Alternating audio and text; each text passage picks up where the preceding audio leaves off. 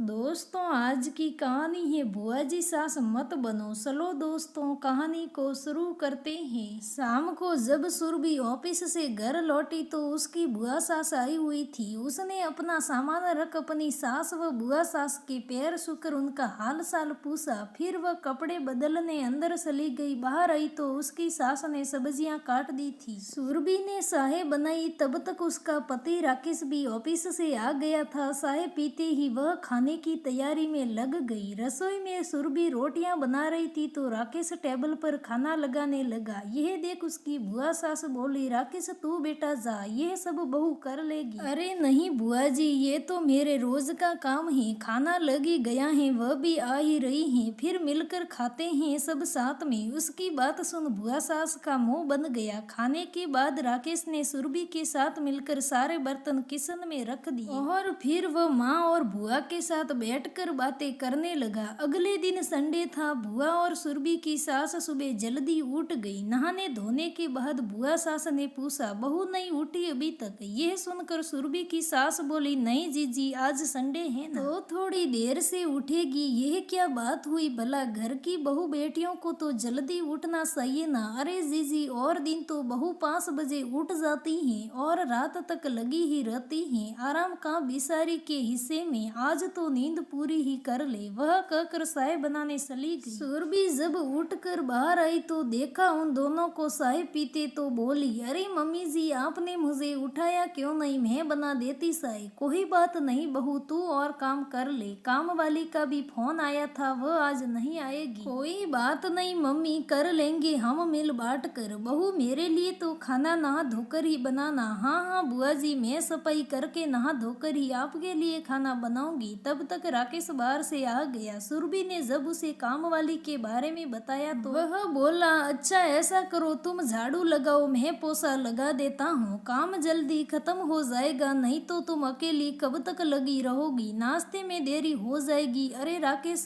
तू झाड़ू लगाएगा, यह तो औरतों के काम है। बुआ जी हंसते हुए बोली, बुआ जी इसमें आदमी और औरत कहाँ से आ गए? काम तो काम ही होता है। जब सुरभि घर की बराबर जिम्मेदारी उठा रही है तो उसके साथ मिलकर छोटा मोटा काम करने में क्या बुराई? मुझे तो कोई बुराई नजर नहीं आती। छुट्टी मेरी ही नहीं उसकी भी तो है ना।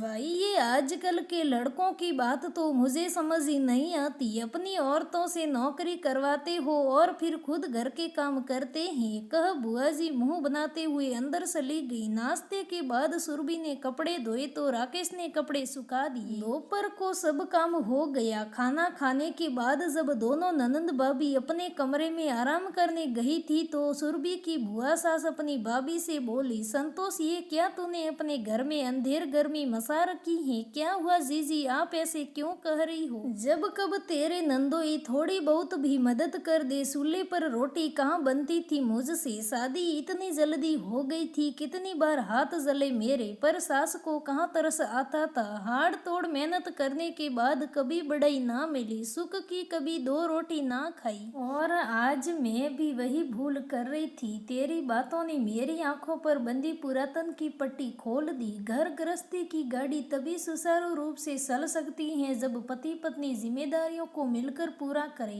एक के कंधे पर ही सारा भार ना डाले, वरना वह डगमगा जाएगा। कहते हुए बुआ जी की आंखें नम हो गई और आज से बुआ जी की सोच भी बदल गई। दोस्तों सुरभि की बुआ सास जैसे बहुत लोग हैं जो ऐसी सोच रखते हैं कि औरत का काम आदमी नहीं कर सकता। ऐसा क्यों होता है? औरत हर काम कर सकती है तो आदमी क्यों नहीं? दोस्तों हमें कहानी से सीख मिलती है कि जमाना बदल गया और हमारी सोच को भी बदलो। पति पत्नी को हमेशा एक दूसरे का दर्द समझना चाहिए, एक दूसरे का काम करना चाहिए। दोस्तों ये पति पत्नी की कहानी कैसी लगी कमेंट करके जरूर बताना। अगर कहानी अच्छी लगी तो लाइक करें, शेयर करें, हमारे चैनल को सब्सक्राइब करें। धन्यवाद दोस्तों।